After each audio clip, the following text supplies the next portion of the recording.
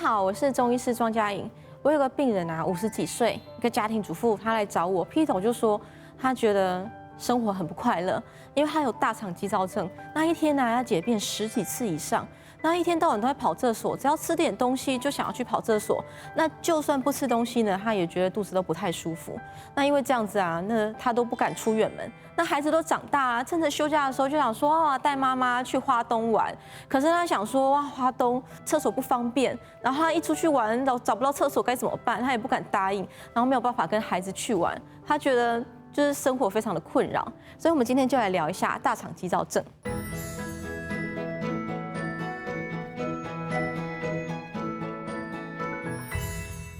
大肠激躁症是什么样子的病呢？它其实就是一种慢性的肠胃蠕动的障碍。那你肠胃应该要你该排泄的时候就排泄，那如果不排泄的话呢，它应该就要正常的做它正常蠕动波。可是当这个蠕动的波混乱了，那就变成说，该解不解，就是想要解但是解不出来，这个叫做里急后重。那或者是说，没事，他就一直在那边过度的蠕动，那就变成是没事，只要一吃点东西，他就开始拉肚子。那原因是什么呢？那大部分比较普遍认为就是跟情绪跟压力有关系，因为情绪跟压力呢就会造成我们自律神经混乱嘛。那我们肠道的蠕动波啊，这些都是自律神经在管的啊，所以你情绪压力一大，那你自律神经乱掉，你肠子蠕动也跟着乱掉。那中医是怎么看呢？其实跟西医的理论也没有差太多，因为自律神经混乱，那这是神经系统的问题。那中医讲什么是管神经的呢？我们讲肝主疏泄，就是说所有关于神经系统的啊，所有关于情绪调达这些事情啊，都是肝在管的。那这些神经的问题影响到肠胃啊，所以也跟脾有关系。所以中医理论认为呢，这个大肠激躁症还是跟肝脾这2个脏腑最有关系，所以我们平常在调这个大肠激躁症，我们也都是调这2个脏腑最居多。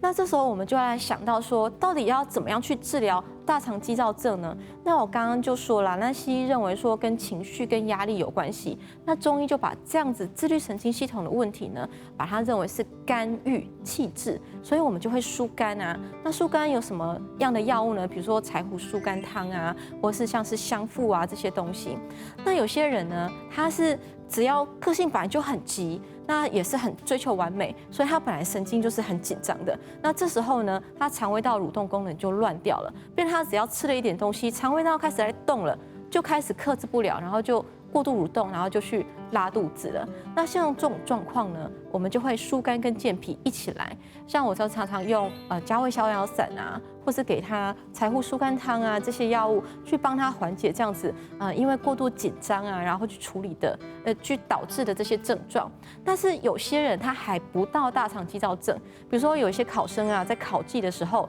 他就会说，钟医师你一定要帮我一下，因为这个每次考试要来的时候，我就想要去解便，那我都已经要考试了，还临时想要去上厕所，我要怎么写考卷啊？所以像这种时候，在考试之前，我给他柴胡啊、香附啊、理中汤这些药物，然后让他带去考场吃，他就比较不会觉得一紧张，然后就想要考前马上去拉肚子，就可以好好完成他该做的事情。那有一种类型的，像我开头这个案例，他已经很长期10几年了，拉肚子都拉到身体都虚掉了，或者是说他本身就是手脚冰冷，或是本身肠胃道机能就不太好的，那就是先天性的阳虚体质，或者是说后天一直拉肚子造成脾肾阳虚的。那这一种呢，神经系统一旦乱掉，它没有自己稳定回来的这个功能，那这种我们就说是虚症。那其实你想想看，你一吃东西就去拉肚子，那你肠胃道就不能够好好的吸收营养啊。那长期下来，你身体很多的营养都没有办法被吸收，那你当然会导致虚症。所以呢，大肠激躁久了，很多人就开始手脚冰冷，然后开始觉得很疲倦了。像这种已经慢性很久的，我们通常都会放一点补肾药，像什么肉苁蓉啊、菟丝子啊，或是像是营养货这样子的药物，可以让它比较快进入修复期。所以我们总结来说，肠躁症中医怎么治疗呢？疏肝、健脾、补肾。然后再配合情绪压力、饮食习惯的调整。那其实有时候我们临床上在治疗，都会问病人说，你现在是哪一个周期为主？那有些人就会说，我现在是便秘的周期，就是说我最近都解便解不太出来，然后虽然说想要去解，可是去蹲马桶蹲半天都蹲不出来。那这一种呢，就要以理气为主啊，比如说大柴胡汤啊、四逆散。有时候又会进入腹泻的周期，就是吃一点东西就一直拉。那这一种呢，我们就是健脾为主。那比如说理中汤啊、小建中汤啊，或是有时候它比较偏热症的，给点葛根黄连黄金汤。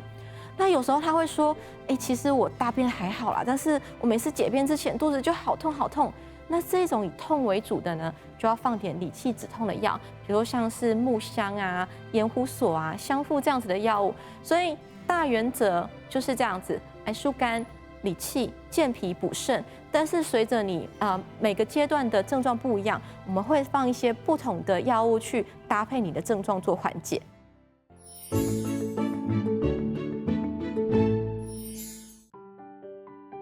但是其实很多临床上的症状啊，没有那么的经典。那很多人大部分都是合并型的，就是说我今天拉肚子，那过几天呢，我拉了1天，那过了好几天我又不解便，那3天不解便觉得很不舒服，然后一去解的话又一直拉。那像这种肠胃道真的是混乱到不行的，我们就会综合性的调整，那就是疏肝理气健脾补肾的药物都一起放，让它呢肠胃道的自律神经慢慢的恢复正常的周期状况。但是其实如果是这么混乱的状况，通常是它本身就有一些慢性合并的状况，比如说是更年期啊，或是它本身就有慢性病，像是糖尿病就会引起自律神经系统的问题。那本身糖尿病啊，它也会很容易有肠子蠕动的问题，或是最近很常发生的就是新冠肺炎的后遗症。有一些人呢，也会引起肠胃道的自律神经混乱。那如果是依据不同的原因导致的肠胃道功能混乱呢，我们当然也会有不一样的治疗原则。比如说，你本身就是糖尿病的，那我们当然要控制你糖尿病的这个状况，所以就会用一些补肾阴的药啊，像什么6味地黄丸啊，然后加重山药啊、山茱萸这些，去缓解它的自律神经失调的状况。那如果是更年期导致的，因为更年期就是以自律神经混乱造成啊，会潮热啊，然后盗汗啊，然后会有肠胃道功能的混乱，那这时候就当归六黄汤啊、当归芍药散，一方面调整更年期，二方面也调整肠胃道。像我开头讲的那个案例啊，他那个更年期的妈妈，她就是不敢跟小孩去花东玩，那我就帮她用了更年期，然后再加上她平常的大肠肌躁症的处方，我用了当归六黄汤，用了葛青莲汤，用四逆散、木香砂仁去缓解这些症状。然后现在治疗已经到第2年了，他很开心的说，他已经跟他小孩去花东玩，因为他的解便次数从1天10几次降到1天只有2次或3次，那他已经可以去享受出远门的生活，所以他就真的跟他小孩去花东去玩了一趟，然后他觉得很开心这样子。其实中医师不管是哪一种治疗的原则，我们都一定会卫教病人，因为其实一半靠我们，一半是靠自己哦。如果你能够饮食注意到定时定量，然后避免吃到饱啊、吃到撑这种状况，减少肠胃的负担，那你的症状也会比较好调整。那另外就是说，很容易情绪很紧张的啊，我们其实有一些疏肝解郁又健脾的茶饮，比如像是茯苓茯神茶，把茯苓呢跟茯神2个一起放，因为茯苓可以健脾祛湿，那可以缓解腹泻的状况。那茯神呢，它可以安定我们的神经。那你把它煮一煮，然后煮成2000cc，那每天大概喝个500cc，其实有助于缓解大肠肌躁症的状况。那另外就是说，运动也有帮助。为什么？因为运动啊，它可以帮助调整我们的自律神经，然后肠胃蠕动也会比较正常一点。因为运动一方面是可以放松心情，二方面呢，它也会缓解我们自律神经失常的这个状况。所以我很推荐这样的病人呢，其实要有规律作息，还有正常的运动习惯。